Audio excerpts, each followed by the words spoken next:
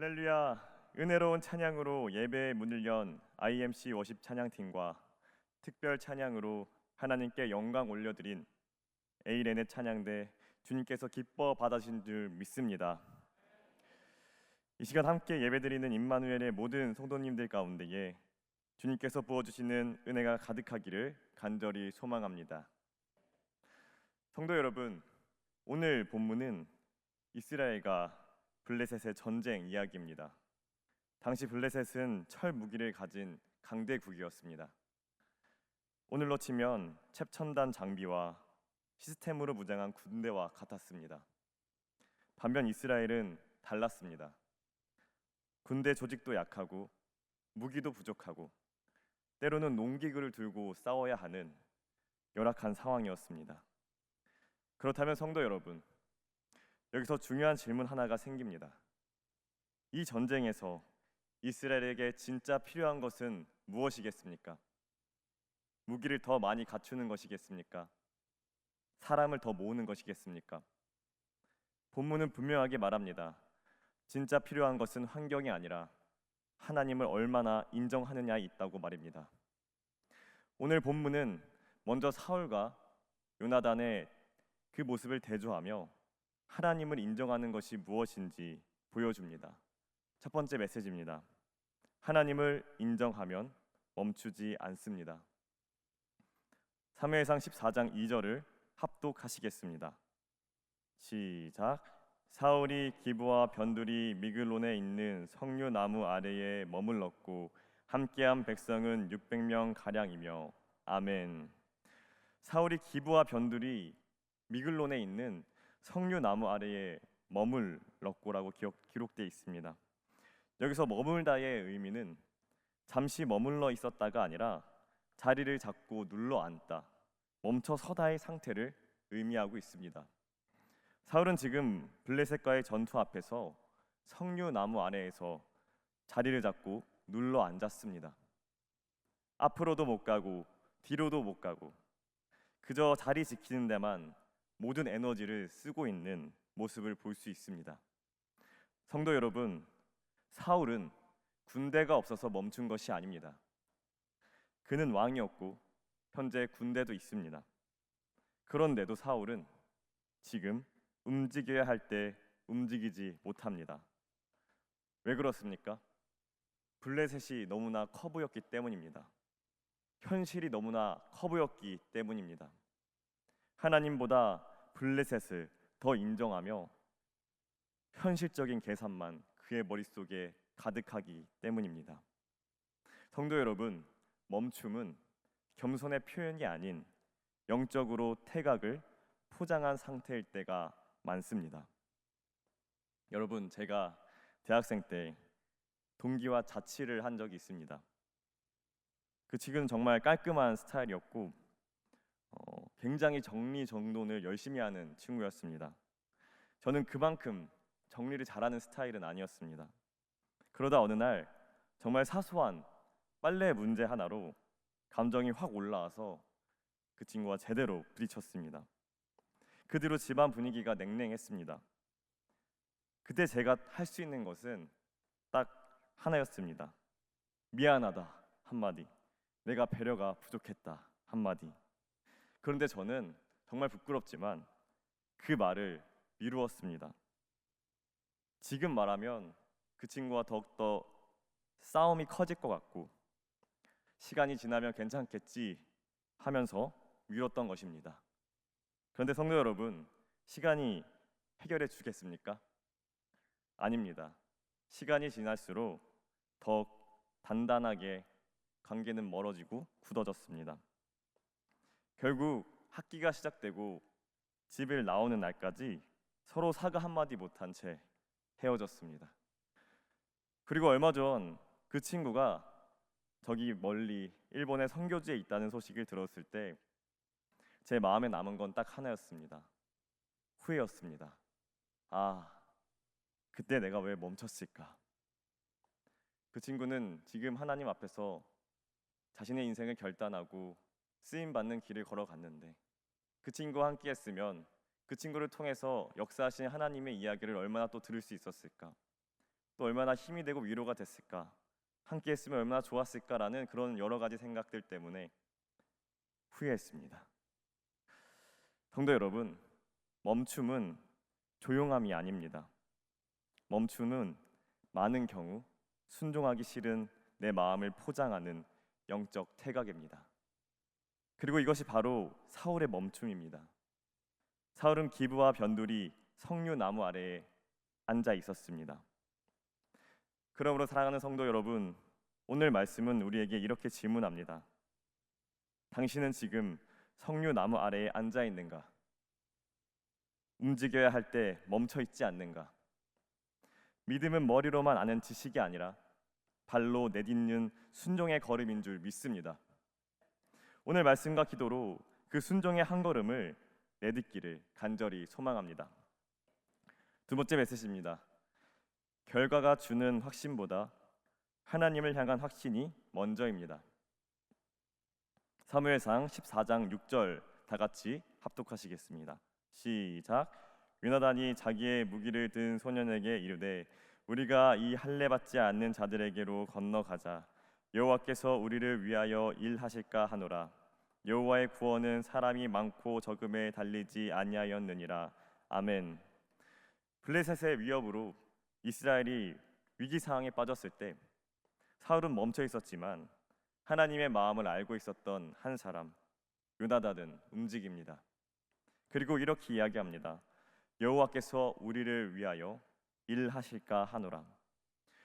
여기서 일하실까 하노라는 아야세라는 의미를 지니고 있는데 확신이 없어서 머뭇거린다가 아니라 하실 수 있는 분이 하나님이시다라는 신앙 고백을 이야기하고 있는 의미입니다. 결과를 지려는 계산이 아니라 하나님께 결과를 맡기는 순종의 상태, 그래서 순종이 언어로 나오는 그런 의미입니다. 즉 요나단은 내가 이길 계산이 끝나서가 아니라 하나님을 하나님으로 인정하기 때문에 적진으로 나아간 것이었습니다. 따라서 믿음은 결과가 확실히 보일 때 움직이는 것이 아니라 하나님이 하나님이시기 때문에 움직이는 것인 줄 믿습니다. 결과를 하나님께 맡기고 요나단은 이렇게 고백합니다. 여호와의 구원은 사람이 많고 적음에 달리지 아니하였느니라. 여러분, 오늘 요나단은 자신의 현실을 부정하는 사람이 아니었습니다. 블레셋이 강하다는 것도 알고 있었습니다. 자신이 불리하다는 것도 알고 있었습니다. 그런데 요나단은 사울과 달리 현실 위에, 자신의 생각 위에 하나님을 모십니다.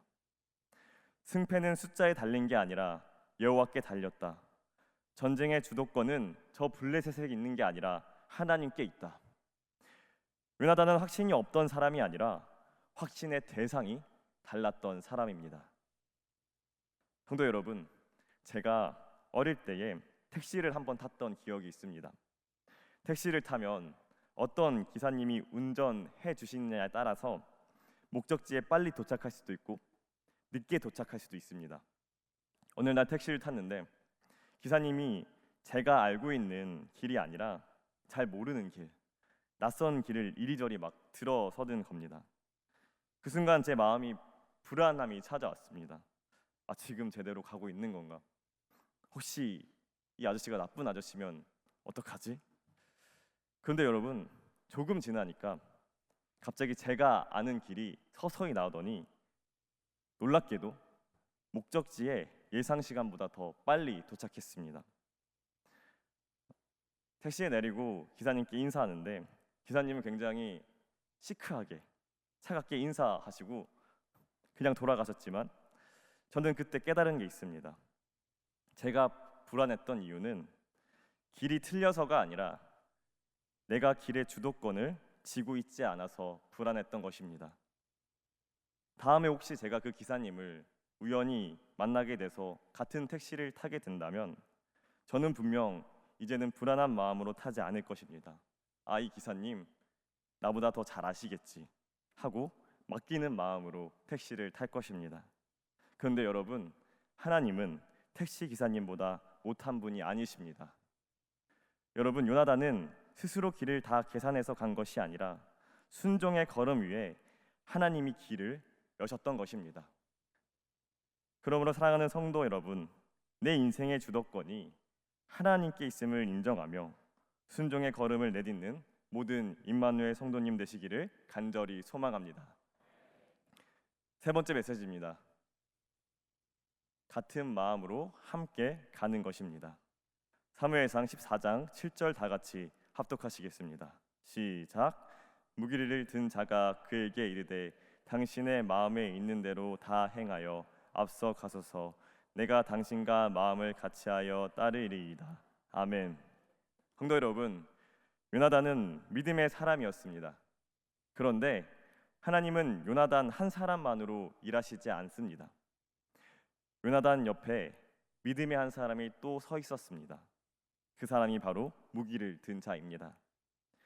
요나단이 가자고 하면 같이 가고 이렇게 응답합니다. 내가 마음을 같이하여 따르리이다. 여기서 마음은 랩을 하고 있는데 단순한 감정, 기분이 아니라 결정의 중심, 의지와 선택의 자리를 의미합니다.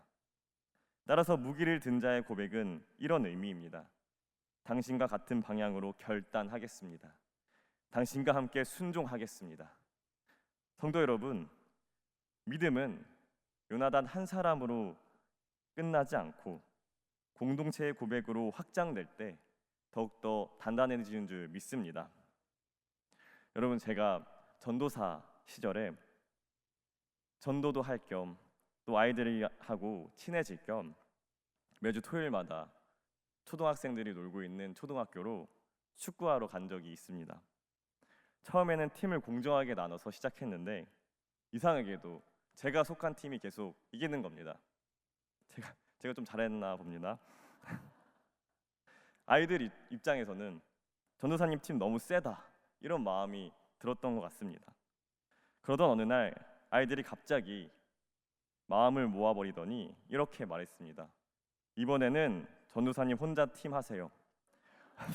전도사님 혼자 팀입니다. 그래서 진짜 아이들이 전원이 같은 팀을 하게 되고 저는 혼자 한 팀이 되었습니다. 솔직히 그때도 제 마음에는 이런 마음이 있었습니다. 그래도 초등학생들인데 나 혼자여도 지지는 않겠지. 근데 여러분, 예상이 가셔도 이 결과를 장담하지 않으셨으면 좋겠습니다.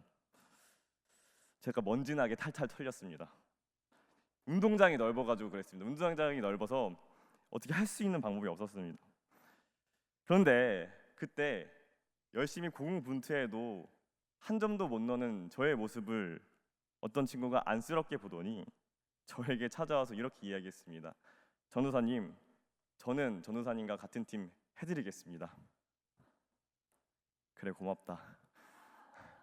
근데 여러분, 아이 한 명이 붙었을 뿐인데 정말 큰 차이가 났습니다. 경기 흐름도 달라졌고 무엇보다 제 마음 상태가 달라졌습니다. 아, 해볼만 하겠다. 조금만 더 열심히 하면 될 것 같다. 이때 작은 아이라도 함께 해주니까 이렇게 큰 힘이 되는구나라는 것을 제대로 알게 되었습니다. 성도 여러분, 신앙도 마찬가지인 줄 믿습니다. 교회 안에서 혼자 결정하고 혼자 감당하고 혼자 버티려고 하면 믿음은 쉽게 지치고 흔들립니다. 그런데 누군가 내 옆에서 힘이 되어주면 넘어진 사람도 다시 일어설 수 있는 발판이 만들어지게 됩니다. 그러므로 사랑하는 성도 여러분, 오늘 우리에게 필요한 믿음은 거창한 돌파가 아닐 수 있습니다. 단지 지쳐있는 누군가 곁에 서서 그 사람의 믿음을 함께 붙잡아주는 마음, 한 사람을 위한 믿음, 이 믿음이 우리에게 필요한 줄 믿습니다. 오늘 성경은 그 섬기는 한 사람을 무기를 든 자라고 소개하며 보여줍니다. 사실 무기를 든 자는 주인의 무기를 대신 들어주는 종입니다. 종이 하는 일은 주인의 무기를 대신 들어주는 것이었습니다. 그런데 복음은 여기서 더 깊어집니다. 종이 아니신 분이 우리 때문에 종의 형상을 입고 종의 형체를 입고 이 땅에 오셨습니다. 빌립보서 2장 6절과 7절 말씀 다 함께 합독하시겠습니다. 시작. 그는 근본 하나님의 본체시나 하나님과 동등됨을 취할 것으로 여기지 아니하시고 오히려 자기를 비어 종의 형체를 가지사 사람들과 같이 되셨고. 아멘. 하나님의 본체이신 그리스도께서 종의 형체를 가지셨습니다. 그리고 그분은 내 곁에 서주실 뿐만 아니라 내가 지고 가야 할 십자가를 대신 지고 가셨습니다. 여러분, 십자가는 사실 주님께서 계실 자리가 아니었습니다. 거기에는 죄인이 서야 하고 정죄받아야 할 내가 있어야만 했습니다. 그런데 이 십자가와 가장 어울리지 않는 분이 나를 대신해서 그 자리에 서셨습니다. 그러므로 여러분, 이제 우리는 내 십자가를 대신 지고 가신 그 주님의 모습을 더욱더 마음에 새김으로 그 예수님의 모습을 닮아 누군가의 작은 짐을 함께 들어줄 수 있는 자가 되어야 될 줄 믿습니다. 지치고 소외된 한 사람, 그 사람의 믿음을 붙들어주기 위해 주님이 우리에게 그렇게 하셨듯이 우리도 누군가에게 그 사랑의 손을 내미는 임마누엘 모든 성도님 되시기를 간절히 축복합니다. 오늘 사무엘상 14장 1절에서 7절까지의 말씀을 통해 하나님을 인정하는 한 걸음에 대해 세 가지로 붙잡아 보았습니다. 첫째 메시지는 하나님을 인정하는 자는 멈추지 않는 것을 보았습니다. 사울처럼 하나님보다 현실을 인정하는 사람은 멈춘다는 것을 보았고, 멈춰 있으면 겉으로는 조용하지만 영적으로는 태각이 시작됨을 보았습니다. 두 번째는 결과가 주는 확신보다 하나님을 인정해야 하는 것을 보았습니다.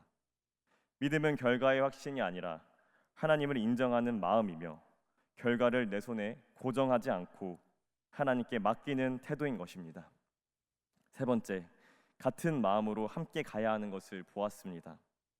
교회 안에서 혼자 결정하고 혼자 감당하는 것이 아니라 누군가 내 옆에 있을 때에 그 사람과 함께 가기를 마음 먹고 또 함께 가길 원한다는 믿음의 사람들이 넘쳐나서 한 사람 한 사람 성령의 끈으로 연결되어 함께 걸어갈 때에 전쟁에 승리할 수 있는 믿음이 우리 가운데 주어지는 줄 믿습니다. 그러므로 사랑하는 성도 여러분, 오늘 우리는 사울처럼 멈춰서는 사람이 아니라 요나단처럼 하나님을 인정하며 믿음으로 내딛는 사람 되기를 간절히 소망합니다. 또한 하나님은 지치고 힘든 자들과 함께 하겠습니다 라고 고백하는 믿음의 사람을 찾고 계신 줄 믿습니다. 그리하여 우리가 소외되고 지친 자들을 외면하는 것이 아니라 그들에게 따뜻한 말 한마디, 따뜻한 시선, 그리고 따뜻한 겉면, 이렇게 공동체의 온도를 올리는 믿음이 있어야 될 줄 믿습니다. 그런 공동체 되기를 간절히 소망합니다. 그러므로 오늘도 한 걸음 내딛는 우리 모두가 되시기를 주님의 이름으로 축복합니다. 기도하시겠습니다. 할렐루야. 살아서 역사하시는 전능하신 하나님, 오늘도 말씀으로 우리 마음을 비추어 주시니 감사합니다. 전쟁 같은 현실 앞에서 우리가 무엇을 더 갖추느냐 보다 하나님을 하나님으로 얼마나 인정하느냐가 믿음의 본질임을 다시 한번 깨닫습니다. 주님, 우리 안에 사울의 모습이 있음을 고백합니다. 움직여야 할 때 멈춰 있고 순종해야 할 때 계산만 하여 석류 나무 아래에 눌러 앉았던 그런 마음을 용서하여 주옵소서. 시간이 해결해 주고라며 미뤄둔 순종이 있다면 오늘 주님의 말씀 앞에서 더 이상 미루지 않게 하시고 한 걸음 내딛는 은혜를 허락하여 주시옵소서. 또한 요나단의 고백을 우리 입술에 주셔서 결과를 붙잡는 삶이 아니라 하나님을 향한 확신으로 믿음의 길을 걷게 하시고 불안이 몰려올 때마다 주님이 길의 주도권을 쥐고 계심을 믿고 담대히 순종의 길로 나아가게 하옵소서. 이제 임마누엘 성도님들 모두가 혼자 버티는 신앙이 아니라 예수님의 십자가를 품고 같은 마음으로 함께 걷는 신앙인 되기를 간절히 소망합니다. 누군가 지치고 흔들릴 때에 곁에 서서 믿음을 붙잡아줄 수 있는 공동체가 되게 하여 주시옵소서. 또한 이번 주 임마누엘 결단, 당신이 내 곁에 있어서 고맙습니다를 먼저 말하는 우리 모두 되게 하여 주시고 그렇게 실천할 수 있도록 함께하여 주시옵소서. 이제는 우리 주 예수 그리스도의 은혜와 하나님의 사랑과 성령님의 교통하심이 오늘 예배 가운데에 말씀 앞에 서는 모든 성도님들 머리 위에 이제로부터 영원토록 함께 하시기를 주님의 이름으로 축원하옵나이다. 아멘.